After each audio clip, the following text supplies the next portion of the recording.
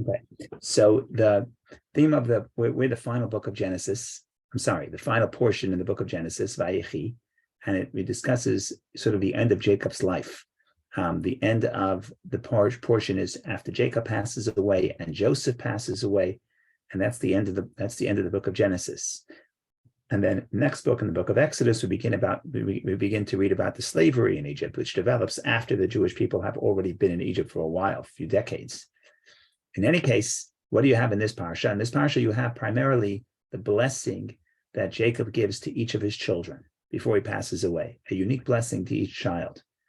And before the blessing, you have before the blessings to his children, you have the blessings that Jacob offers to Joseph and to Joseph's children, Menashe and Ephraim, are the two names of the two children. And then there's a scene which seems a little bit innocent, but it's a scene that it's important because it's a sort of repeats. In other words, it's the same scene repeating itself throughout the entire book of Genesis, which is trying to choose who's going to be the leader, who's going to be the Bechor, who's the firstborn. So the Torah describes that Joseph takes his two sons to visit his old father, and he places them, placing the older one, Menashe, to be right under his father's right hand, and the younger one, Ephraim, to be right under his father's left hand. He figured he's twins, he's going to put his hands on their heads and he's going to bless, and the older one should get the right hand. What does the father do? The father has a very famous scene in the book of Genesis. The father crosses his hands and puts his right hand on the younger one.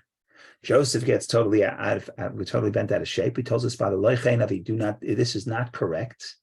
This one is the older one. Put your right hand on the head of the older one." And Jacob says, "Yeah, I know he's the older, but the younger one is going to become more great." And Rashi explains that even though the older one, he says the older one will be great, but the younger one will be even greater. And Rashi lists the ways in which the younger one was greater, primarily that Joshua, the successor of Moshe, who led the Jewish people into the land of Israel, is a descendant of Ephraim, the younger one. And this is just a very interesting scene because it's a sort of repetition of the entire book where there's the challenge of who's going to be the older son.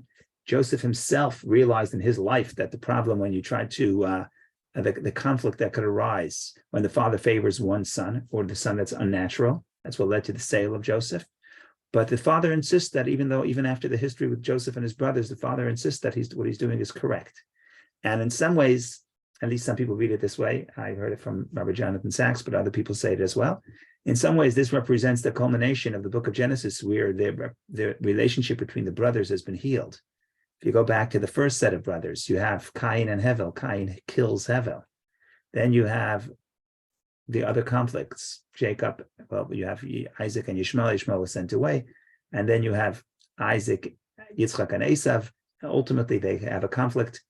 Joseph and his brother. Finally, here, the younger brother is chosen, and there's no negative consequence. So that shows how people could develop. The story develops. The same scene reappears, the same tension reappears, but the characters are developing over time. And you can add that in next book, you're going to have even more. Not only is the younger one not upset, but not only is the older one not upset, but Aaron is happy. God tells Moshe, Aaron will be happy that you're the leader. The older one will be happy for the younger one. But that's already that's a separate discussion about how you can, one way to read the development within the book of Genesis. We're going to take the mystical perspective, more of the Hasidic perspective. And what we're going to say is like this. We're going to say, the premise is, this is the Hasidic way of reading the Bible. The premise is that the righteous people don't make any mistakes. So who's right in the story? Is Jacob right or is Joseph right? The answer is they're both right. And what we're going to try to say, from the perspective of Jacob, the younger one is the firstborn, meaning primary, meaning you have to begin with it. From the perspective of Joseph, the older one is the firstborn.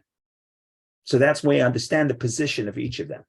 Jacob insists the younger one is the Bechor. Bechor is a tricky word because it means the chosen. It could be the firstborn. It usually means the firstborn, but it doesn't have to be the firstborn. Sometimes the chosen one would be the one that is not the second one. So from the perspective of Jacob's life mission, It's the younger one is primary. From the perspective of Joseph's life mission, the older one is primary. So that gets us to figure out, okay, so what is the concept here? What does Ephraim represent? What does Menashe represent? What does Ephraim represent? And then we have to figure out how each one is traced back either to the father or to the grandfather. So who's the older one? Who's the oldest in this generation, the third generation of twins? Depends on whose perspective. From the perspective of the father, it's Menashe, who was biologically the firstborn. From the perspective of Jacob, the grandfather, it was Ephraim, the second one. The biological second is the firstborn from the perspective of the grandfather. So that we have the roadmap laid out. So this is a talk we can go like this. We can do there's 4 sections, 4 paragraphs, or I mean four I don't want to say chapters because they're short, but 4 sections that gives us sort of a full interpretation. After that, 5, 6, 7, all the way from 5 to 12 is deeper. So I'm not sure if we'll have time to go for that. Maybe we should start with that. I don't know if we could start with that. We'll go as far as we can go, and we'll see what happens. There's always a temptation to say we'll finish it next week. The problem is when next week comes around, well, we're looking to live with the times. Where Rabbi Shneur Zalman said to study the weekly parsha. So that's the tension that we have to live with. What are we going to do? Okay, fine. That's the introduction. Comments and questions, as always, please do not wait. And of course, from the Rebbe's perspective, what we're going to say is that in every Jew's life, you have these 2 ideas, Menashe and Ephraim, and what they represent, especially if you're living in exile, which, how do I say this? Certainly most of us are, at least as in Israel. So in some sense, she's outside the exile, but in some sense, we're all in exile, even the people living in Israel. And that's why we say, even in Israel, we pray for the redemption, and we say that next year in Jerusalem. Why do you say next year in Jerusalem? Because Jerusalem and redemption is a geographical place, correct? But it's also a spiritual place. It's also a spiritual state where there's revelation and there's complete awe of God, because the presence of God is felt. And for that, we have to wait for the Messianic era when Isaiah says that the entire earth will be filled with the glory of God. So in some sense, it's relevant to everybody, but especially to those of us who are not in Israel. Okay, so that's the roadmap.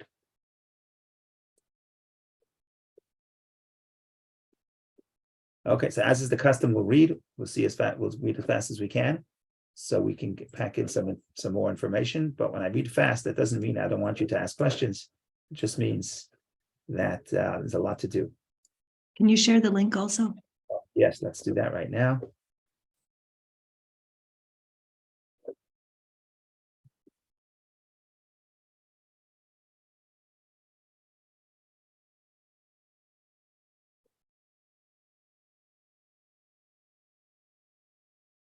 Thank you.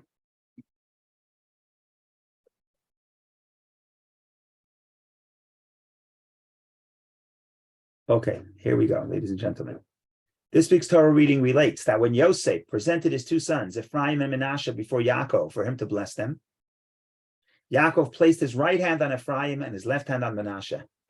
I don't remember if it's a piece of Talmud or the Medrash. I don't remember where it's from, but the commentaries point out Yosef heard his father was sick. He grabbed his 2 children and ran to see him, and he got the blessing. That's why his kids were blessed. How come the other grandkids weren't blessed? I don't know. Either Jacob didn't bless them, or they didn't show up. So the message is, when you have an opportunity to visit your grandparents, you grab it. Okay. In any case, so he grabs his 2 sons, Menashe and Ephraim, and he comes to be blessed. Yaakov placed his right hand on Ephraim and his left on Menashe, which we said he crossed his hands because Joseph strategically placed his older son beneath Jacob's right hand. And it displeased him. When Yosef saw this, the verse says it displeased him. That's not a strong word. The word is vayera be'einav. It was bad in his eyes, is what the Hebrew says. The verse in the Torah says.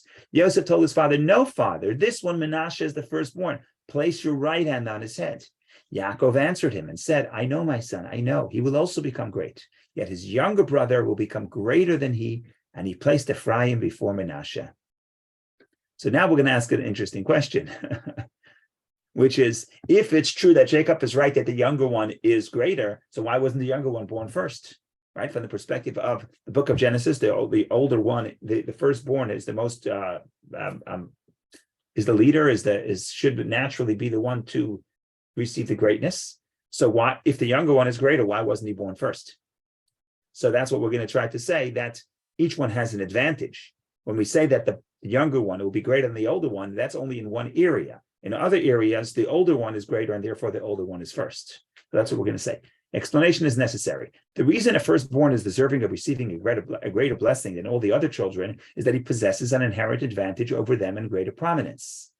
Since Ephraim's level surpassed Menashe's, his younger brother will become greater than he. Why was it ordained from above that Menashe would be the firstborn and not Ephraim? The fact that Menashe was nevertheless the firstborn leads to the conclusion that although his younger brother would become greater than he, Menashe possessed an advantage over Ephraim, and accordingly, he was Joseph's firstborn. However, with regard to Yaakov's blessing, the quality in which Ephraim surpassed Menashe deserved emphasis. Therefore, in this context, he placed Ephraim before Menashe. So what we're going to say is like this. Same thing. So in short, what we're saying is that when we say the younger one is greater, we don't mean in everything. We mean in certain aspects, in a certain area, the younger one is greater. But in other areas, the older one is greater, which is why the older one is the older one. And that's going to lead us to what we're saying in a minute, that there are two perspectives. And who's the firstborn? In other words, which child is primary? It depends from whose perspective of the father or the grandfather. And that's what we're going to get into right now. And like I mentioned earlier, we're going to get into this by asking who was right, Joseph or Jacob? Who was the firstborn? And if they're both righteous and they're mentioned in the Torah, like again, we're taking the perspective that if it's mentioned in the Torah, the righteous people don't make mistakes. So if they're not making a mistake, so which one is right? The answer is they're both right. And from a certain angle, from Jacob's perspective, the younger one is first. From Joseph's perspective, the older one is first. And then we have to unpack all of that. So here we go. There is another concept involved. As mentioned many times, it is not appropriate to say that the tzaddikim, the righteous, and surely not the patriarchs or Yaakov's sons, committed mistakes in a simple sense. In other words, of course, they make mistakes, but it's not simple mistakes. In particular, this applies with regard to matters that were recorded in the Torah of truth. Certainly, such matters represent eternal truth.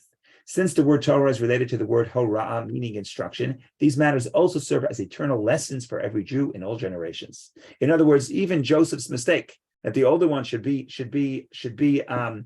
blessed, not only is it not a mistake, but there's also a lesson from that. And Jacob's contention that the younger one is first is not a mistake, but there's a lesson from that, from both those angles. From this, it can be understood that Joseph did not state this one as the firstborn. Place your hand on his head, Menashe's head, because he erred and did not realize that his younger brother will become greater than he.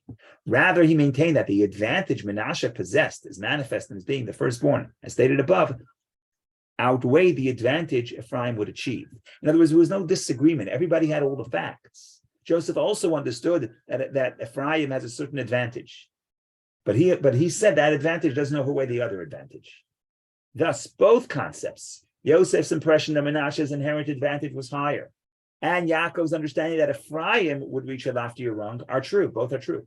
From the standpoint of Joseph's attributes in divine service, Menashe deserves prominence, while from the standpoint of Yaakov's attributes and divine service, Ephraim was deemed worthier. In other words, both are true, depending from which perspective. Jacob's life mission, Menashe is first. Joseph's life's mission, the Menashe, the biologically older one, is first. From Jacob's life mission, the one that's more primary is Ephraim, the biologically younger one.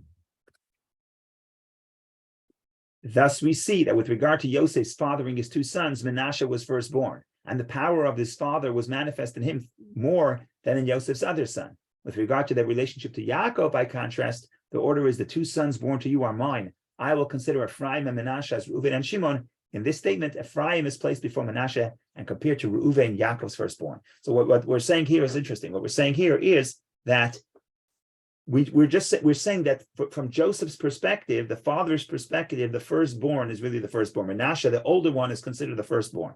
So we say that's why he was his firstborn. But the grandfather, who favored the younger one, indeed, when the grandfather says, your children will be like my children, he puts the younger one first. In other words, from the perspective of the grandfather, the younger one is first. From the perspective of the father, the older one is first. And that's why he was indeed the older one of the father, because from the father's perspective, he's first. Okay, so this is, I hope we didn't confuse everybody with the names and the jumping back and forth of older and younger. But if we handle this so far, at this point, now we're going to unpack and we're going to understand what is Menashe, what is the idea of Menashe, what does he represent, and what does Ephraim represent. And once we get to that, we figure out why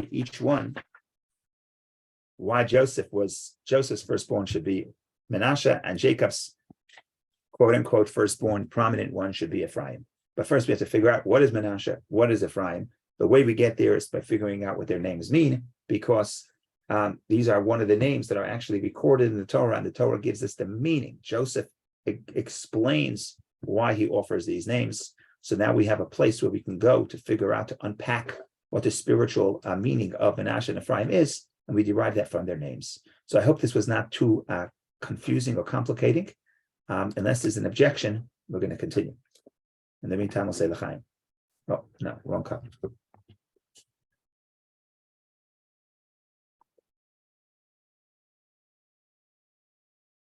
Okay, the journey continues. Like I said, from here, it becomes a little bit more straightforward too. You don't have to keep track of all the names here. But here we go.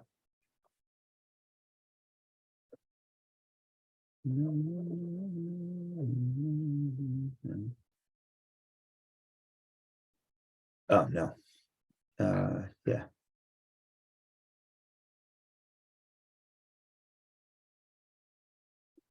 The difference between Menashe and Ephraim. Also the advantage each one of them possessed, and the reason Menashe's advantage shared a closer connection to Yosef, his father, while Ephraim's shared a closer advantage to Yaakov's, his grandfather's blessing, can be understood through the analysis of the differences between their names. Both Yosef named his older son Menashe because God made me forget, Nashani, all my struggle and my father's home. While he named his younger son Ephraim because God has made me fruitful, Hifrani, in the land of my oppression. What's happening here? If you think about the story, Joseph was taken away from his family. He was kidnapped by his brothers and he was sold as a slave. He married after he was in slavery for many years. After he was imprisoned for 12 years. After he rose to power, that's when it says that he married Osnat, the daughter of Potipharah, and he had 2 children. And he named the older one Ephraim because Menashe, because he said, God made me forget my father's home, whatever that means. It's a strange name for your son. My God made me forget. We'll talk about what that means. And then he named the second one Ephraim, and Ephraim, so the first one, Nashani, Menashe comes from the word Nashani, make me forget.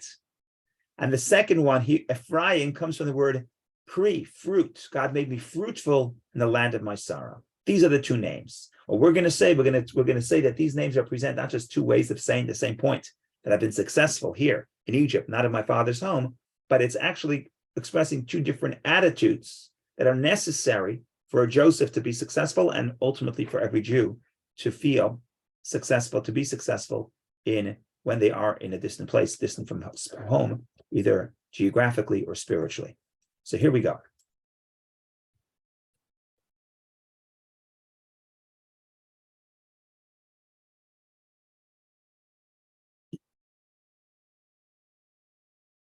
Both names thus express, the middle of this paragraph, both names thus express the feelings which the descent to Egypt evoked within Yosef, but each communicates an opposite thrust. So it's not only they're different names, but they're opposing names. How so? And that's what it is. When you're living in such a difficult situation, the feelings are opposing. They're opposite feelings. How does this work? So let's go. Let's see. The name Menashe, which means, again, God made me forget my father's home, which is a strange name because that implies that Joseph wants to forget his father's home, but we assume he doesn't want to forget his father's home. So what's going on? So this is a very interesting interpretation. The name Menashe reminded Yosef that he was made to forget his father's house, i.e., he realized that he was living in a place which made him spring away and forget his father's home. The word nashani means forget, but it could also mean to jump away. And it's similar because forgetting is jumping away. So we're saying Joseph understands, I am in a, not that he wants to forget his father's home. What he's saying is, I am in a place which causes me to forget my father's home. This name expresses his yearning not to forget, on the contrary, to remain connected with his father's home. In other words, when somebody, you have a child, and your friend says, "No, what did you name your child?" I named my child, I want to forget my father's home. So it's actually a little bit funny, because by naming your child forgets, what happens? You'll never forget, right? Forgetting is not to mention the father's home. But if you name your child, oh, what's your name? Your name is forget. Why? So because I'm going to forget my father's home. What he's really saying is, I don't want to forget my father's home. And I'm in a place that if I don't constantly remind myself of my father's home and the values of my father's home, then I will forget my father's home. So in other words, Menashe is constantly remembering the past, constantly remembering my father's home. What is Ephraim? The name Ephraim, by contrast, reflects praise and thanksgiving for making me fruitful in the land of my oppression, focusing on the virtues achieved by Joseph in Egypt. So it's a totally different name. It's not that I wish I was back in my father's home. I'm constantly remembering my father's home. The orientation is not the past. The orientation is the present and the future. He says, thank you, God, for making me fruitful. Where? In the land of my oppression, in the land of Egypt, not in the past, in the present and future. Okay? That's you're actually praising God for being here, because you see the advantages of being in Egypt, even though he classifies Egypt as the land of my sorrow. Nevertheless, he says, God made me fruitful in the land of my sorrow.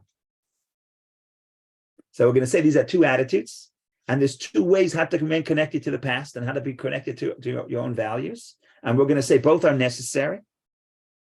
And at least the way we're saying right in the beginning, that that you have to first have the first, and then you can reach the second. So let's read. This is very beautiful. These two concepts reflect two general thrusts of the Jews' divine service in the land of their oppression and exile. There's two attitudes a person has when they're in exile. One mode of divine service emphasizes laboring not to be affected by one's surrounding environment. This is achieved by remaining in touch with one's father's home, the person's situation prior to exile. The person continually reminds himself that he is living in a situation which makes him forget his father's home, and these efforts prevent him from forgetting. So one attitude is, I'm in exile, but I will constantly remind myself of life the way it should have been and life the way it was before I came to exile. That could be before my soul came down into the earth. It could be the Jewish people living in Israel. You read some of the prayers, especially on the holidays, what we're continuously doing in Shabbat and holidays, we're reminding ourselves of the service in the temple. We don't have it now, but we're orienting ourselves. We're constantly reminding ourselves of the way life should look in a proper state before we entered exile. So that person is always, quote unquote, living in the past. In other words, he's constantly trying to remember the way it should be, the way it should have been. And he understands that exile is not a natural place for himself or for herself. The second thrust is, the second attitude is, the second mode emphasizes how the person and his divine service focus on working within and transforming the land of my oppression. I'm not focused on, I wish I was in Israel, in life in Israel, in other words, how life should have been, but I'm saying, thanking God for the opportunities of the exile, confronting the darkness of exile. Such a person is not to the same degree concerned with remembering his father's home. Instead, he labors to illuminate the darkness of the exile with a light of holiness. Doing so also elevates and engenders positive virtues within the person himself. And through these efforts, the person becomes fruitful specifically in the land of his oppression. The second guy, the first guy, if you stop the first guy is constantly saying and trying to relive and recreate the past. You know, you have a lot of religious Jews that came to the United States, at least Hasidic or some Hasidic Jews. What they try to do is try to recreate a shtetl. In other words, could we recreate life the way it was in the old country to the greatest extent possible? Not that the old country wasn't in exile, but in the old country, people were more traditional. So we can recreate the past. And in religious circles, there is a great emphasis on this. There's a great emphasis, a lot of energy to think about the past, the sages of the past, to think about life in the past in Israel, to think about life in the temple, to think about the spirituality that was more accessible before the exile. And there's great emphasis on preserving the past. It's actually very interesting because as a result, kids in grade school, in Jewish day schools, know more history than your average college student in the West that doesn't specifically master history, because here embedded within the lifestyle is commemorating the past.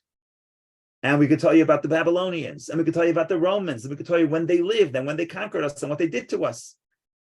Stop someone on Greenwich Avenue and say, "No, when did Persia take over Babylonia? Do you know?" They're not going to know. They're going to guess. They don't know what you're talking about at all. Why? Because so much effort and energy is spent on preserving the past, which is a beautiful thing. Okay, that's one attitude. Another attitude is it's not about the past. We want to talk about the opportunities of the present. What opportunities? What spiritual opportunities? It's darkness. Yes, but if you can navigate the darkness, you achieve what we'll call, and what we'll talk about later, if we get there, you're transforming the dark to holiness. That's something you couldn't do in the past, because in the past there was less darkness. In Israel, there was less darkness. So there's an opportunity specifically to be in the land of my sorrow, in the land of darkness, in the land of exile, in the land where, I guess, if you want to talk in terms of coming to the new country, where the traditions of old were not as obvious. And if you could be successful there and be fruitful there, then you're transforming that darkness to light. And that's an advantage that you could not have had in the past. And you can only have in Israel, in exile, in Egypt. And these are both true concepts. And we'll say in a minute, you need both. You need to be plugged into the past to see the opportunities in the present and future.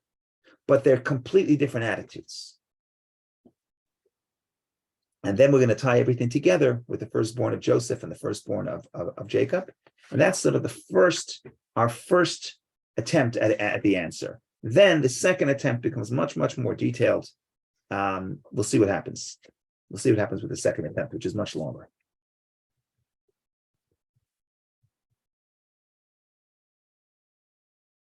Now, based on, if we know nothing else, why does Jacob feel that the younger one should get is greater, and therefore should get his right hand? Because if you think about this, if child 1 represents preserving the past, and child 2 represents becoming fruitful in the land of my sorrow, where is the growth? If you can preserve the past, even in a difficult situation, you get a medal. But what did you do? You didn't achieve anything new. You preserved the past. Okay, wonderful.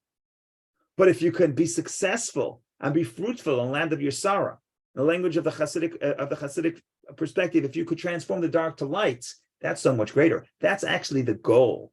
The goal is not to come to Egypt and remember Israel. You have to remember Israel when you're in Egypt. But the goal is not to remember Israel. The goal is to transform Egypt. And that's why, from Jacob's perspective, the younger one, the second one, is greater, because that's the goal. Then we'll talk about Joseph in a second, but that's from Jacob's perspective.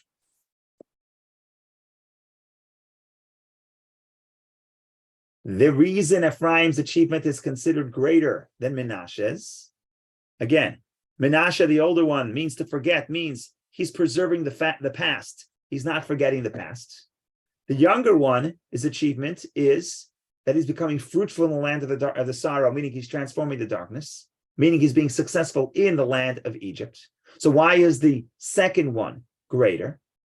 Is that the ultimate purpose of the descent to Egypt.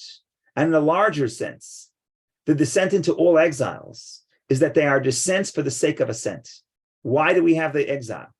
It's not just punishment. It's not just to see if we can remember the past. It's if we can be fruitful in the exile, if we could transform the darkness of the exile.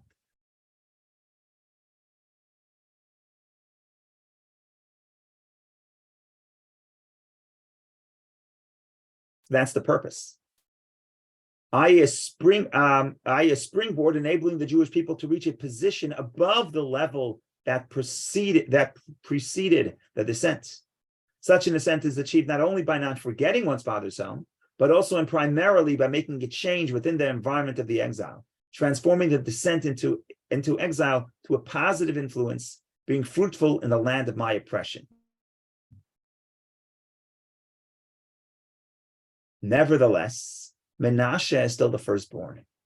Regarding birth, which relates to the quality of revelation, i.e. divine service in revealed active sense, Menashe must precede Ephraim. Before a person can positively impact the land of my oppression, i.e. follow the mode of doing good, he must first ensure that he will not be affected by the darkness of exile, and must first follow the mode of turning away from evil, by continually remembering and thus remaining in contact with his father's home. However, since the ultimate intent of the descent into Egypt is the subsequent ascent, the divine service of Ephraim, Ephraim is given prominence in Yaakov's blessing. Yaakov's blessing endowed the Jews with the power from above for divine service during the exile. Ephraim's service reflects the ultimate purpose of the exile, and therefore Yaakov placed Ephraim before Menashe.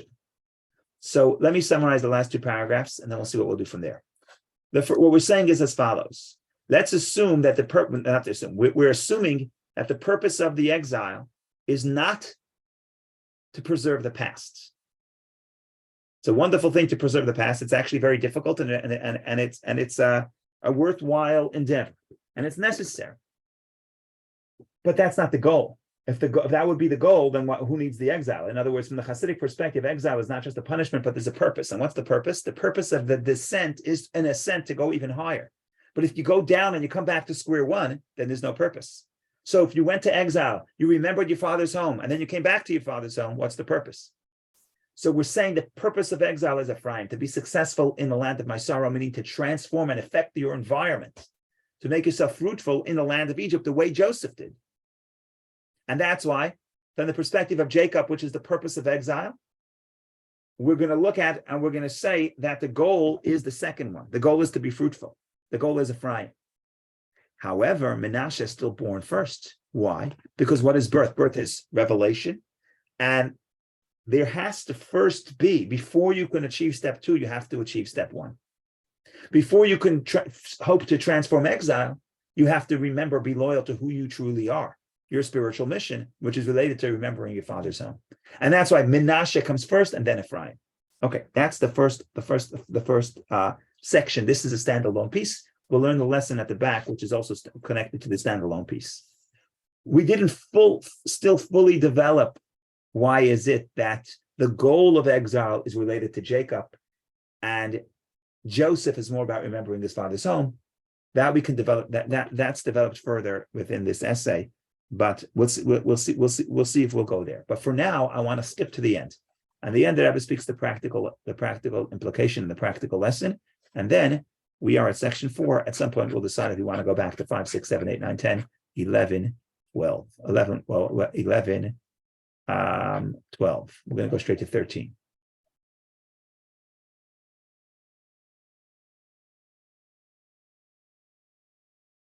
Okay, well, the premise is that whatever stories happened to Joseph really applies to every Jew. And it's based on a verse in Psalms where King David, when he refers to the Jewish people, and sometimes in the book of Psalms, he refers to them as Joseph. And why we are called Joseph over there, and the verse is another story. The Medrash says because he sustained us during the famine. Because he sustained us during the famine, we're all called Joseph because we're only here because of him. But the Hasidic interpretation is it's not just that in that famine, in those 7 years of famine, he gave us food, because why would we adapt his name for all times? It means Joseph taught us how to sustain ourselves in the time of exile in a difficult environment. And that's why when the Jews are in exile, they're referred to as Joseph, because they get the key of how to survive. They learned that from Joseph. Joseph empowers us to be successful in the land of our sorrow. So let's read. So as a collective, Jews are referred to by the name of Joseph, as it is written, he, meaning God, leads Joseph like sheep. From this, we can appreciate that every Jew must express himself in both thrusts of a divine service, that of Menashe and that of Ephraim. If we're Joseph, we have two sons, quote unquote, metaphorically speaking. Joseph had two sons. Each son represents a certain attitude toward the surroundings, toward life. And if we're Joseph, we also have to cultivate both these attitudes, not one or the other, but both. A Jew must first begin with wishing and yearning to be in his father's home, to find himself in an environment loftier than exile. You have to want to be out of exile. That could be going to Israel. It could be going to study. It could be going and putting yourself in a holy environment, whatever the case is, but you have to yearn to go away, to go above the spiritually difficult exile you're in that surrounds you. His descent into a world where godliness is concealed in order to refine the exile must be, to borrow our sage's wording, compelled by God's decree. That we said in the Haggadah, that when Jacob went to Egypt, he was forced to go to Egypt, which means if you come to Egypt and it's too comfortable, that's a problem. That means there's no conflict between the physical. That means you're too comfortable in the spiritually dark exile. That would be a problem. That means you're drifting away from who you truly are in your mission, and certainly you're not going to be able to influence your surroundings spiritually, in the spiritual sense. So you have to be here. I'm in exile against my will. I don't want to be here. I would rather be above exile. Consequently, as soon as he completes his mission in this place of exile to which divine providence directed him, he hurries back, immediately returning to a place where he can devote himself entirely to matters of holiness, Torah, and divine service. See, we're talking about this on many levels. Exile could be being out in the world. So I don't want to be out in the world. So the second I have an opportunity, I run back to my father's home. What's that? Torah study, divine service. And you have to cultivate that. You have to cultivate the idea that I want to be connected to a state that's higher than exile. I'm Menashe. I want to be connected to my father's home. I don't want to forget my father's home. Nevertheless, throughout the time a person is involved in his or her mission in exile, one must know that he cannot remain content with the divine service of Menashe. He cannot satisfy himself with the knowledge that he does not forget his father's home and is not influenced by his environment. This alone is not sufficient. Just to protect myself from exile is not sufficient. That's not the purpose of exile. Such divine service serves only as a preparation for the consummation of the ultimate intent, that God make me fruitful in the land of my oppression, illuminating the darkness of exile with a lamp of mitzvah and the light of Torah. Until that darkness is transformed into light, the night will shine as day. These are all quotes from scripture. So this is, I guess it's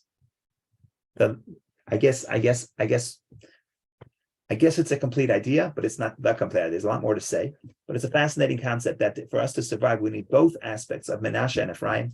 We have to want to be connected to a state of our father's home, figuratively, which is to be above the exile, to be above the world, to be plugged in to the holiness of God through Torah study and performing of the commandments.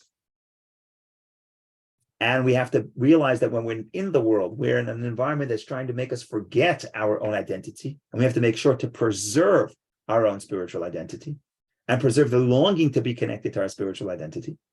On the other hand, just to preserve is not the point of the exile. The point of the exile would be Ephraim, which means to thrive in the land of my sorrow, which would mean that we have to transform and the environment around us, and therefore escaping it is not the goal. The goal is to be fruitful within that environment and ultimately affecting it and ultimately transforming it. And that's why Ephraim is considered the older one from Jacob's perspective, because that's the goal of the exile. On the other hand, Menashe is first because you cannot seek to change the world before you are anchored in your father's home. So that, ladies and gentlemen, is the story in short. I think we'll stop now. We'll see next week if we continue this and get into the specifics of the goal of Menashe. In short, what we're going to try to say, what the Rebbe says here, it's not in short. What the Rebbe says is that Joseph, spiritually speaking, you have the level of 3 generations. You have the grandfather, you have Yaakov, you have Joseph, and then you have Joseph's children. And what happens is the grandfather represents the highest world, the world of Atzilut. In other words, from the perspective of Jacob, there's no darkness. He's not really in exile. He always has the awareness of the land of Israel. Joseph's job is to bring the perspective of Jacob into the lower worlds. That's his life's mission. Kabbalistically speaking, we can elaborate upon it. So for him, Menashe is primary. For him, Menashe is primary because what is Menashe? Menashe is don't forget your father's home. because spiritually speaking, Kabbalistically speaking, the mission of Joseph is to bring Jacob from the highest world into the three lower worlds. It also plays out in the story. Who brings Jacob to Egypt? From Israel, which represents bringing the soul from the highest level, bringing Jacob from the highest world to the lower world. It's Joseph. So Joseph's job is to bring his father down into the world. And that's why he's always connected to his father's home. And that's why from his perspective, Menashe is primary. Then you have the grandchildren. The grandchildren, they were born in Egypt. So they're much less connected to the world of Jacob. They're much more within the world of Egypt. And therefore, from their perspective, it's all about transforming Egypt. And therefore, from their perspective, Ephraim is first. And ironically, Jacob is related to the grandchildren because that's the ultimate goal and that's the ultimate purpose. The purpose of Jacob is to reach every place. He can't do it himself. It needs Joseph. So that just explains why Joseph himself is more related to Menashe and Jacob is more related to Ephraim. But like I said, that takes a few pages to clarify fully. That's the story in short, ladies and gentlemen. Thank you all for joining. It's been a lot of fun. But now we had the Menashe. We remember the past. We plugged into Torah study. Now we have to go and transform the world. So now we have to do some Ephraim, some fruitfulness. Thank you. Is there anything about why it said that the firstborn should be the highest, but in all of these cases in Breshit, they're seen as being as the second coming first? Oh, so you're right. So this is illuminating. What we're saying over here is that when Esav is born first, it's because, or Yishmael is born first, it's because in some respects they are greater. So when you read the story literally, you could read the story as the father just sees, like, so with Abraham, it's different because Abraham likes Yishmael more, but God tells him to bless the younger one who's going to be the one to be his spiritual heir. But let's say with Isaac also, no. So you see that the God or the events are always pushing the younger one first. So God, quote unquote, God is choosing the younger one. And that's true. But there's always a tension. So why is there a tension? The point is, it's not black and white. It's not black and white. It's not just that the father is blinded. Abraham is so loving, so he likes Yishmael. He doesn't realize that Yishmael can't be the one to be disciplined. He's very kind, but he's not disciplined. It's not that Esav realizes that Isaac sees that Esav is doesn't realize because Esav brings him good meat. He doesn't realize that he's not spiritually developing or refining himself. It's not that simple. It's not black and white. What we're saying here is that if Yishmael is the first one, and if Esav is the first one, they have a great advantage. And that's why they were first. But there's an advantage to the second one, and we have to highlight that advantage. Even when you look at the blessing of, and these ideas are consistent with what Hasidism says about Esav, that Esav, for example, is the world of chaos, which has certain advantages over the world of order. Even if you look at the angel speaking, God or through the angel speaking, through the prophet, speaking to Rebecca, and he tells Rebecca when she's pregnant with Yaakov and Esav, and he says that the older one will serve the younger one. So he says, V'rav, the great one will serve the younger one. So while he's saying that the younger one is primary, he calls the first one the V'rav, the greater one. The greater one will serve the younger one. So it's certainly an advantage in Esav. And we're saying throughout the book of Genesis, it's never a question of one child is worthy, one child is not. Even though we sometimes think of it in that way, because ultimately from the perspective of the Jewish story, one is chosen, one is rejected. But that doesn't mean that there's no advantages to the older one. It just means that how are we going to help bring that advantage to the fore? Well, I guess it depends. Every story is different. Every story, the question is, what is the tension and what's the challenge? But again, especially the way it's clarified here, but again, it's consistent with what we're saying everywhere else. Even though it's not said in exactly these words, but it's consistent with that there's always an advantage to the firstborn. That's why they are the firstborn. You have Peretz and Zerach, the second set of Tamar's twins. So Zerach represents tzaddikim, and Peretz represents someone who does teshuvah, bursting forward. Which one is greater? Well, they're both greater. Well, when the hand comes first in there, which one is greater? Each one has an advantage, depending on which perspective you're following. So the answer is that it's never a question of accepting one and rejecting the other. It is, in some sense, it's the question of who's going to be the legacy of the Jewish people, the line of the Jewish people. One is rejected, but it's not that their energy and their mission is rejected. To the contrary, the purpose is to transform them as well. And the purpose is to transform and to include their advantage. That's the point here. They have an advantage. The younger one, the older one is considered great because he has an advantage that the younger one does not have. Thank you. Thank you. Go ahead, Vicky.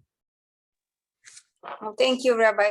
I actually had the question similar to Alisa's from the very beginning.